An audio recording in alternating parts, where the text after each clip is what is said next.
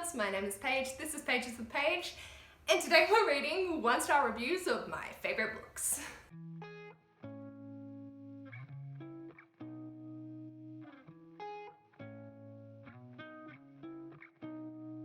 Before we jump into the video, don't forget to use my code PAGE10 at the Bookish Bean code to get 10% off your order. Alyssa makes wonderful candles, bookmarks and book sleeves, as well as other fandom and goodies as well. So feel free to check the link in the description box below and give her website a little bit of a peruse. She's also releasing her Christmas stock soon, so keep an eye out for that. Into the video. I am so nervous, so I've decided to read 1-star reviews of my favourite books. I have 5 books that I'm going to do, and I am so nervous because I don't want my heart to be hurt. So I've got my laptop here with Goodreads open. We're all set and ready to go. Alright, first one. Nobody should talk to a child like that, and no child should talk back to an adult like that. Then there are scenes where kids were encouraged to get back to an adult and pull pranks on them. Yes, the adults were bad, but is this really what you want a child to get from a children's book? That pulling pranks on someone is okay as long as the victim is bad. Let's not go into how one perceives a person to be bad. I also noticed how, save for Miss Honey, every adult was painted evil in this book. I would not recommend this for children to read. There are other better children's books that doesn't have violence or violent words in it, one where they can pick up better morals. Okay, well, someone missed the moral of the story in that one. I suppose, I'm biased because I know Roald Dahl has an absolutely wicked sense of humour, and he does this as sort of wish fulfillment for kids rather than this is acceptable. But if you want to think that, pulling pranks on adults and talking back to adults is bad, I can understand that. Jesus. Sort of creepy childhood revenge fantasy, rather lame, though it may provide hate-filled pre-adolescence with some consolation. I do love that. I haven't found a Roald Dahl book I like. They all seem very disturbed to me. This was no exception. Yes, Roald Dahl is a fucking disturbed man. That's why I love it. Okay, so let's see. There was a really long one up here, but I sort of appreciate it. Oh, yikes. I think I watched the movie version of Matilda a couple of months ago and still enjoyed it thoroughly, but reading the book opened my eyes to a lot of troublesome things, and I have to say I didn't enjoy it at all. Okay. Book content warnings. Lesbophobia, specifically Annie Bush. Yes. Sexism and misogyny. Yes. Yes. Yeah. No, because it's challenged, because she's like, why would I love a husband who looks like a dweeb? Mrs. Wormwood's a more powerful one. Fatphobic, yes. Child abuse mentioned, yes. That's what the book's about. Suicide mentioned. I suppose if they're just mentioning it as a content warning, yeah, that's fair. Yeah, fair. And suicide mentioned, yes, that is in here as well. Ugh, I'm so disappointed. It's one of those things you loved when you were little, only to discover it's incredibly problematic and lackluster when you grow up. For one, the tone is so fatphobic, it's sometimes hard for me to read the book without contempt. Many of the book's characters the audience is supposed to like are continually described as small, thin, tiny, etc., while the villains are fat and large and bulging. Fat people are described with such disgust that I am revolted by the author. I know this wasn't written recently, but it's just hard to read. Yes, I agree on that. I feel like in a lot of Roald Dahl books, he makes fat comments. For me, looking at Fantastic Mr. Fox and James and the Giant Peach, one ant is fat, one ant is skinny. It's playing on a parallel between those. In this, there isn't any of that, aside from Mr. Wormwood being called tiny a few times because he's a little dweeb. Not only that, but the author seems to project his own anti-feminist, anti-butch lesbian views onto this children's book. Miss Trunchbull is literally the personification of the radical feminist of his time, ugly, manly, large and bulky. She acts like a man too, participates in men's sports, and has no need for marriage. In fact, she looks down on it when one of the children sings back Mrs. Honey's rhyme. Mrs. D, Mrs. I, Mrs. FFI, etc. And the children exclaims, "Why are all these women married?" I love that scene in the movie. Mrs. also hates anything feminine, aka the little girl growing out her pigtails and hates children. She also literally killed the patriarch of her family so she could be in charge. Reading this as a woman-loving woman myself just made me roll my eyes every other page. The plot started slowly, then rushed faster and faster until the end just happened. I was left feeling like the book ended without actually finishing, if that makes sense. There was no feeling of actual conclusion. I disagree on that because literally everything gets resolved. Like, we know it was Trunchbull, the house gets put back into Miss Honey's name, Matilda becomes a frequent visitor, and then they adopt us. Spoiler warning, by the way. And the relationship between Miss Honey and Matilda made me incredibly uncomfortable. The prologue even mentions Matilda as a grown-up child rather than an actual child, and that Matilda and Miss Honey were equals, which could make their relationship really weird. It's basically how Miss Honey opens up about her past, but she really just blurts out, "My father killed himself to a 6-year-old girl." This all reads so awkwardly and worryingly. It doesn't matter if this kid is the most intelligent girl in the world all the time, she is still a child, and yeah, I didn't enjoy this. I appreciate this review. Like, I would poke holes in it because there are points that I disagree with, but that's my reading of the story, not the actual content of itself. But yeah. Following a "You're a wizard, Harry" scene and a satisfying trick on the main villain, Matilda's magic powers fade away with zero explanation of their origins or significance. Yeah. But admittedly, Miss Honey does say that her brain power is being used and she's warping. Now that she's upper level, she's actually having to use her brain and struggle. So, there's that. Considering it's a children's book, it's brutal. Once with Miss Trunchbull and her aristocracies, Matilda's corrupt father and indifferent mother, and all the sexist messages they pass about Miss Honey and Matilda. Should kids be allowed to read this book? Ooh, interesting. After listening to some classics like Charlie and the Chocolate Factory and James and the Giant Peach with my son, I decided that Roald Dahl was one of my favourite authors for kids, with such a wonderful, weird imagination, but I was sorely disappointed by Matilda. I know this book is a classic and many adore it, but I only have 3 words: not for me. I'm curious. I am intrigued. Yeah, especially if they liked other Roald Dahls.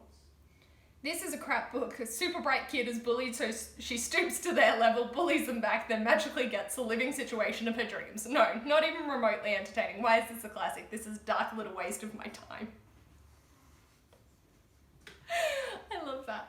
Okay, we gotta move on. Oh, I feel like this is gonna hurt. Alright, so the next one is my favourite book of the year, and that is Our Heart in the Body in the World by Deb Coletti. I am so scared. So the ratings for this shook me to my core. 50% were 5-star ratings at 2,661, with 2% being 2 stars with 113 reviews, and with 0% 1-star reviews with 25 1 stars, and that is it. So, let's have a look. Cringy, angst-riddled teen melodrama. That's a good start. So, yes, I'd agree, but also there's so many beautiful messages in it, but let's keep going. This book is so boring. We finally know what happened at the end of the book. From the start I read this book, I did feel intrigued. It was about PTSD, a true compelling theme to explore, but filled the unnecessary details when the author should have make too clear about the whole event that caused her PTSD, at least in the middle part of the story, instead at the end. This sounds like a failing movie, I'm sorry. The last 100 pages are enjoyable. The first 250 pages have been consolidated into like 125 pages. I would have enjoyed this book a lot more. The grief and the PTSD was too drawn out for me, although painfully accurate. I would have enjoyed this book more if I wasn't also currently dealing with issues. Fair, I respect that. I really hate the way this was written. Okay. That's really abrupt. I think you're wrong in that. I think the way that it was written was beautiful, but like, I had to force myself to read this book. Really did not enjoy. Being like a refused to DNF person, I understand, but also like, ugh. one just said, sucks. DNF, page 200. This story had a lot of potential, but unfortunately for me, I could not handle the pacing of the story. Others may enjoy this more than I did. Okay, yeah, I can accept, like, if pacing's a thing for you, I understand that. And abandoned, powerful prose, but the running metaphor and general structure didn't appeal to me. And that, oh, wait, no. Yes, that, my friends, is the entirety of the 1-star reviews that have actual comments. So, can we see why this is a favourite book of mine? You really can't fault it. I understand if you're dealing with issues and it hits too close to home and it just messes with your mojo. I totally respect that. Yeah, I can feel like the pacing could have been a little bit better, but like at the end of the day, I think for me it was plotted excellently. But again, each to their own. All right. The next one is Library of the Unwritten by AJ Hackworth. So Ash and I absolutely adore this. So let's see. Quit at the halfway point. So much potential, but it is flat and going nowhere. Honey.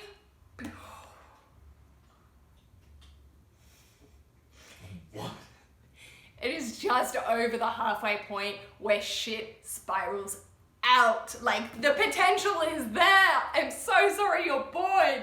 Oh my god, you've just missed out on it. Oh, this is why I can't DNF books. Like, it's just after there.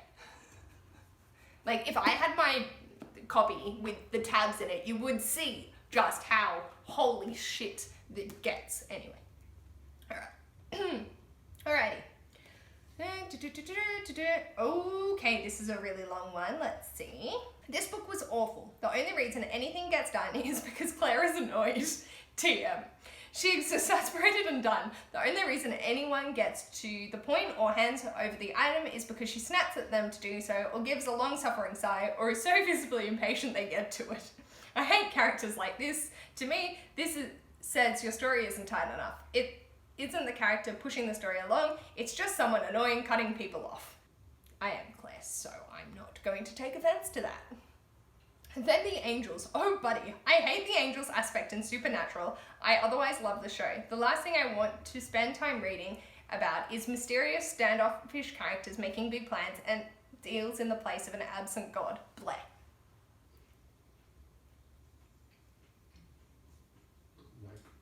Like religion.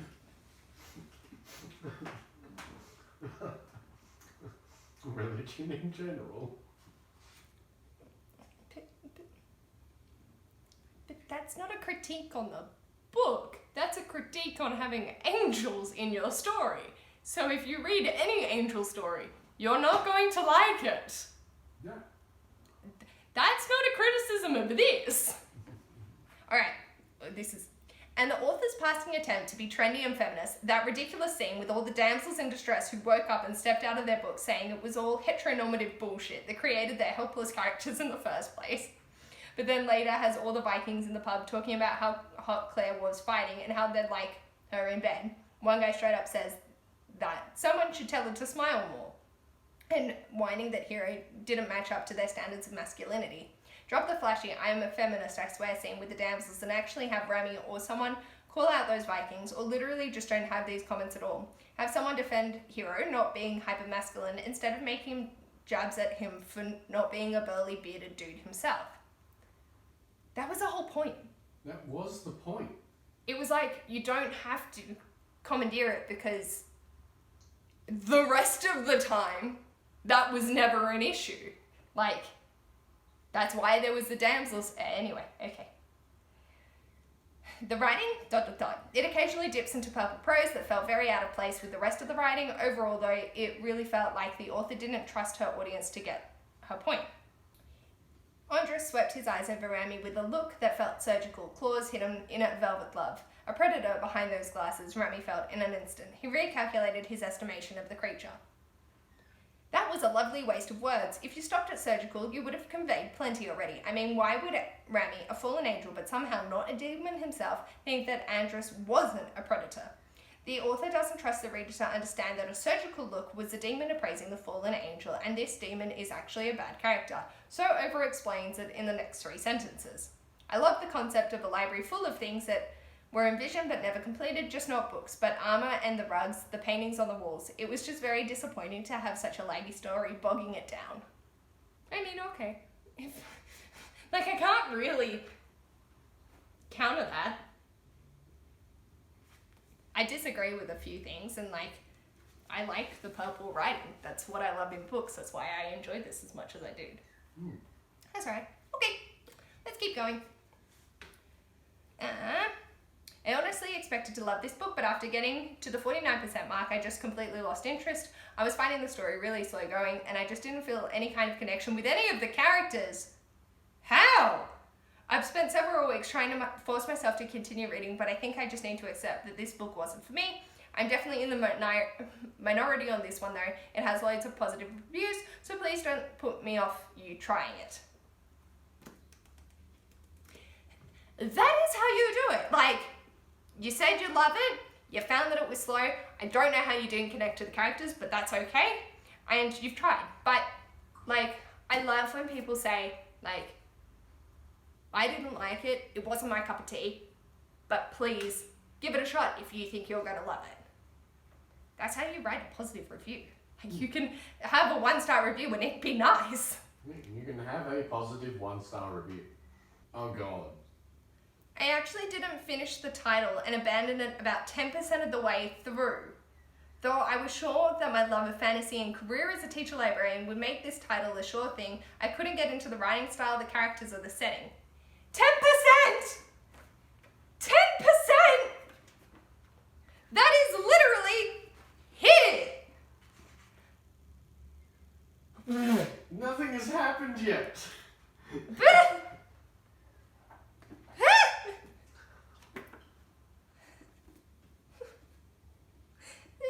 why did you make me pick this one? I wasn't gonna do it.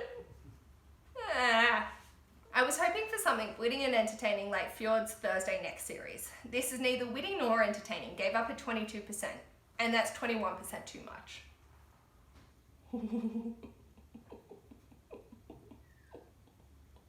Man, oh my god. Oh, I like this. It's long though. Obnoxious one-dimensional characters in a half-baked universe. It's frustrating because the premise is cool, a library full of unwritten books, but it has almost nothing interesting to say about the writing process or anything related to it. Did you read the book? Like, the understanding of character archetypes is alarmingly juvenile as well. Maybe if the book took place during Homer's Age of Greek Heroes, the hero damsel villain thing wouldn't make sense. But for something set in the present day, the way they classify characters is just ridiculous, as if there has never been heroic characters with imperfect traits before. There's a lobotomized MacGuffin plot line about heaven and hell battling, which ties things together. The author has nothing really interesting or profound to say about the afterlife either. In fact, there's little reason to include afterlife realms at all, rather than a unique fantasy setting. Either way, you get no real concept of the infrastructure of these places outside how they immediately serve the characters. They don't feel like places, just cardboard backdrops. There's almost no universe building, and it seems like there are so many holes in the logic of how the library is run. There's also an embarrassing battle sequence in which combatants have to spew quotes while opponents have to name drop the author. Good luck being invested in that. Or the other battle sequences between immortal characters who we know will not suffer any consequences whether they win or lose. I imagine young kids would like this book because they haven't read enough other books to understand the difference. Oh, ma'am. Okay, one, that name-dropping fucking scene is peak. Like, oh, I would be so shit, but it would be fantastic. Like, I can't do quotes. Like, I can do quotes, but I can't do who the quotes came from. But, like, what? How do you find that embarrassing? And imagine young kids would like this book because I haven't read enough other books to understand. Ma'am, I have read 157 books this year. I am not a child. I am a fucking teacher librarian. I am insulted. Rude. I can't deal so many DNFs. And they're like, it's 1 star. I'm like, if I do DNF it, I don't rate it. This book is, how should I set it? A very good example of bad writing, even if you have a great plot. Flat characters, no emotion, then so much emotions, overcrowding scenes, unnecessary drama, comedy dialogues which make me cringe, twists that can be seen for miles. Excuse me, if you saw that fucking twist, I don't know what fucking ESP you fucking got, but I did not see it. Neither. I know. Detached storyline, no imp of library, emotional demons with heroic heart, hero with villain heart, hypocrite main character, muse not doing her job or outdone herself, no personality villain angel, angel with bad heart, boring narration scenes, hellhound of no importance, library which is not making any more sense, and many more breasts holding and releasing at least 6 times. Half of those were the point. I know.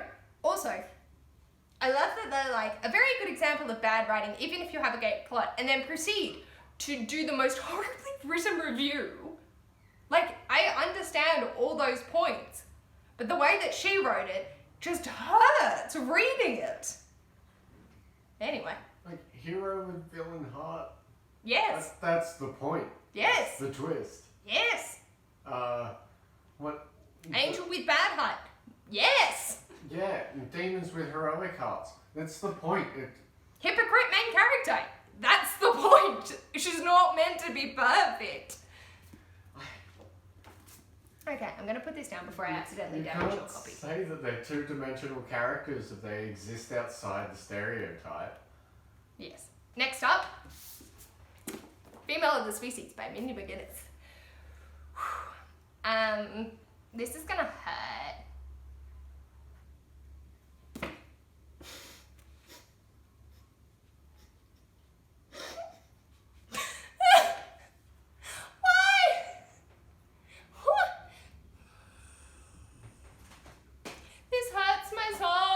Already. Literally, slut shaming and victim blaming that isn't addressed is not very feminist.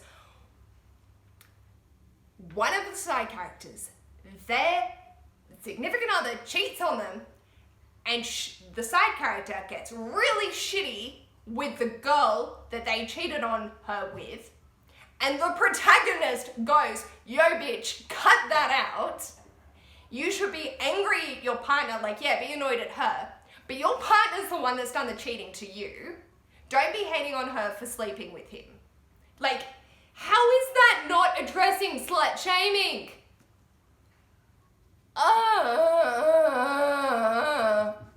And victim blaming. The whole time, she is thinking she is a victim.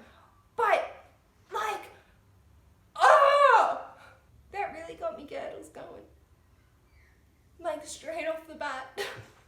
Because this book is heavy. Alrighty, so my video's cut out halfway through filming, so yeah. We lost my genuine reactions to the Tea Dragon Society, reading 1-star reviews. Don't do it, it's soul crushing. But we did just watch me completely die to The Female of the Species by Mindy McGuinness, and I thought I would continue on that path because there are some interesting 1-star reviews. So the next one was, yep, screw this. This book is awful and I'm not going to waste my time finishing it. I'm on page 40 and haven't enjoyed a single thing. The animal abuse has already been too much. Yes. There is a lot of animal abuse in this, and I'm so sorry that I don't mention that enough when talking about this book, because I would hate for someone to go in and find that out through my lack of talking. Page 40, she is working at an animal rescue, and it's talking about what happens with some of the pets and how they find them and things like that. So it's very triggering for that. I understand not wanting to continue on when that's something that triggers you. The review is, stop killing off the people that I love. It's not fucking right. It's not right to lead me on the entire time. Promise me a happy ending against all odds, then take it away with death. I fucking get that death happens. I fucking get it. You, as an author, are God. Change their fate. Give them their happy ending. Fucking damn it. Stop killing people that are different. Stop. So with this review, I feel like it's... Why are you giving the book 1 star? Because the author didn't end it the way that you wanted it to. Like, I feel that this book was so much more powerful because you're so invested in the characters and that particular death happens. And I don't want that death to happen. I hate death in books. but it really hammers the point home. It is such an amazing ending, and it is necessary. It is necessary for the book to be what it needs to be. And you're just having a tantrum because they killed off a character. Like, we were never promised a happy ending in this book. Mindy McGinnis does not promise happy endings in any of her books. I think it's really unfair to rate a book 1 star because it didn't end the way that you want. I know a lot of times the ending can make or break a story, but I feel like this ending is right for this book. It's not one that was unnecessary. Love this one. Y'all have terrible taste. Cool. Well, yeah, 1 star, because I have terrible taste. Ooh.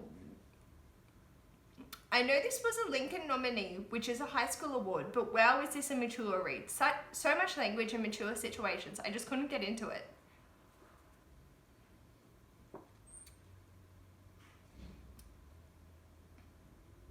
Literally, the back says, Alec Craft knows how to kill someone, and she doesn't feel bad about it. 3 years ago, when her older sister Anna was murdered and the killer walked free, Alex uncaged the language she knows best, the language of violence. How can you give it 1 star for it being exactly what it was meant to be? Like, what? That's like rating a middle grade 1 star because it was written for children. Cannot compute. One of the worst books I've ever read. Yikes. Cool. I understand that. And I think that will do it. So, yeah, just guys, like some of these reviews really hurt my soul. So these are just 3 of my favorite books, which reading 1 star reviews for them actually hurt my soul. These are my babies and I want to protect them. So yeah, learned that. I adore these books. I don't want anyone to come harm my babies, but we made it through. Don't forget to use my code PAGE10 and the Bookish Bean code to get 10% off your order. And if you like this video, feel free to give it a thumbs up. And if you'd like to see more of this mess, feel free to subscribe. And I'll hopefully see you in my next video. Bye!